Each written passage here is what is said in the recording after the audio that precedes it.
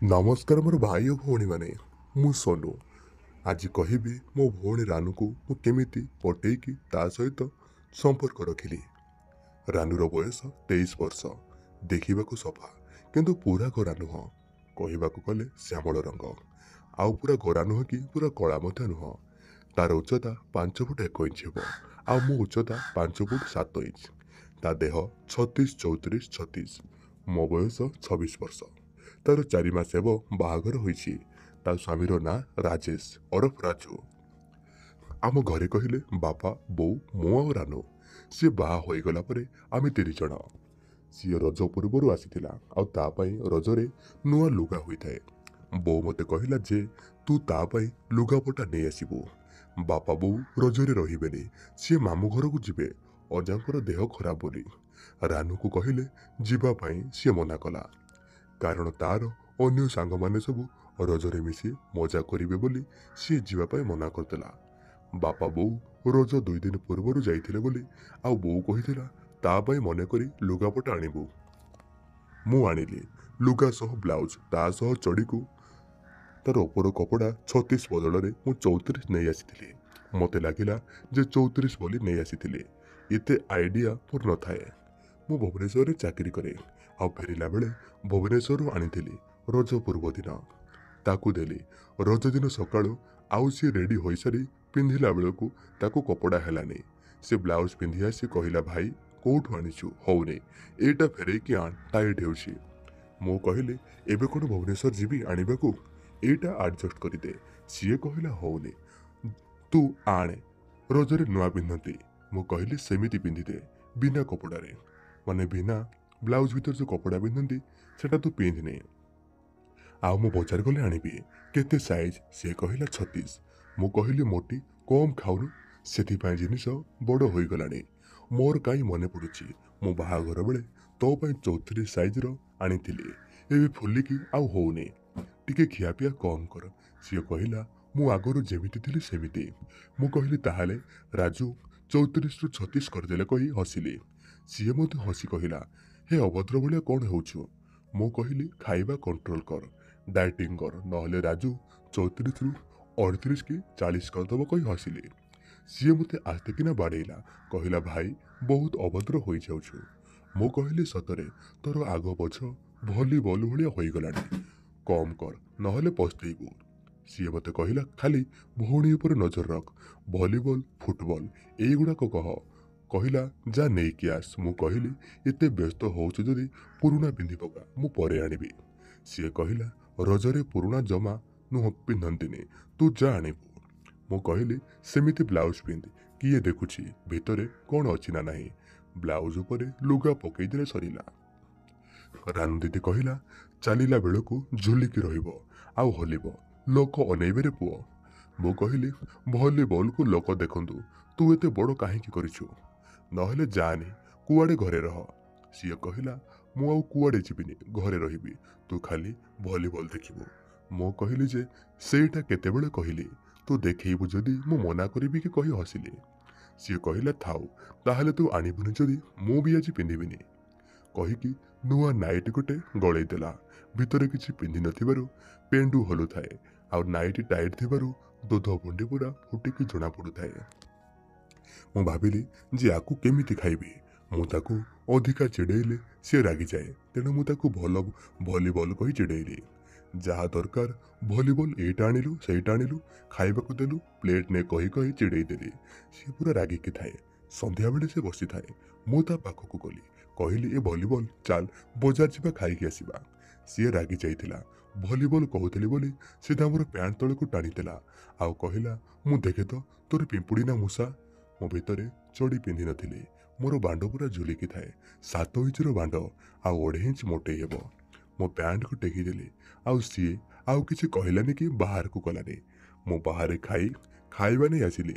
CA खाइला आउ मु 36 साइज रो 2टा कपड़ा आनीथिली, गोटे सिंपल आउ ता सह गोटे मैचिंग वाला, आउ गोटे लिंगेरिए थिला नेलिया रंगर, ताकू देली। कहली भलीबल ने तोर जिनिस।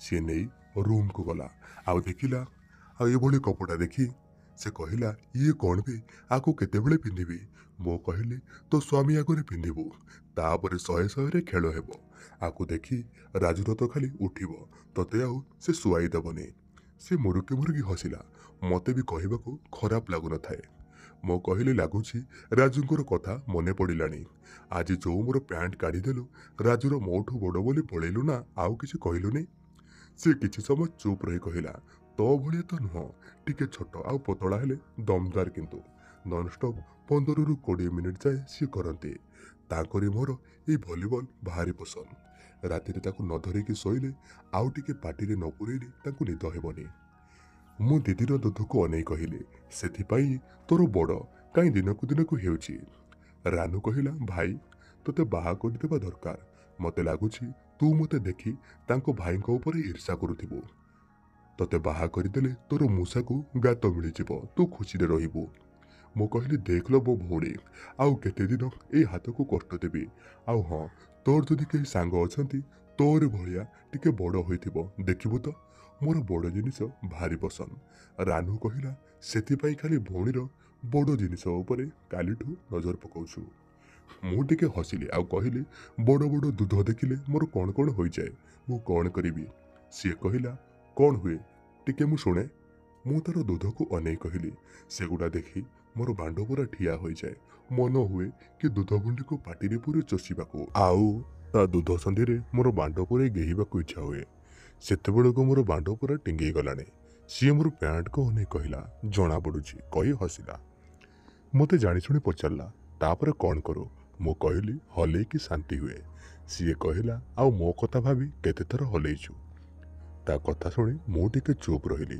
रानू कहला कहूनु तापर मु कहली बहुत थर सी कहला मु तो केबे जानी परिनी मो कहली मोर हिट हेले गाधुआ घर को पलाए आउ सेठी तोर दूध आउ गांडी कथा भाभी मु मोर हलै दिए आउ तू जानिबो केमिति रानू कहला जे मो विषय गाधुआ घर कौन कौन भाबू मो कहली जे सकाळर एग्जांपल ने तू बिना भितरे किछि न पिंधि नाइटी पिंधिथिलो तो नईले तोर दूध देखी पाटिरे पूरे चोषिबा आउ दलिबा कथा तू मोर बांड चोषुचु भाभी मुठी मारिथिली तो बिया मु चाटी चाटी पानी बाहर करुछि पुणी खरा बेले तोते जो लिंजेरिए देइछि सेथिरे गोटे मॉडल को देखी तू सेठी अछि भाभी मु मोर बहे हलैथिली से कहला भाई तू सेथिपाई मते एटा देइछु मु कहली हाँ भाविथिली जे तोते सेथिरे देखिबाकू जदि बाय चांस मिली जिवो केते बेले केमिति मोर पैसा उठी जिवो रानू कहला भाई तू एते कष्ट पाउथिलो मो पई मु जानि नथिली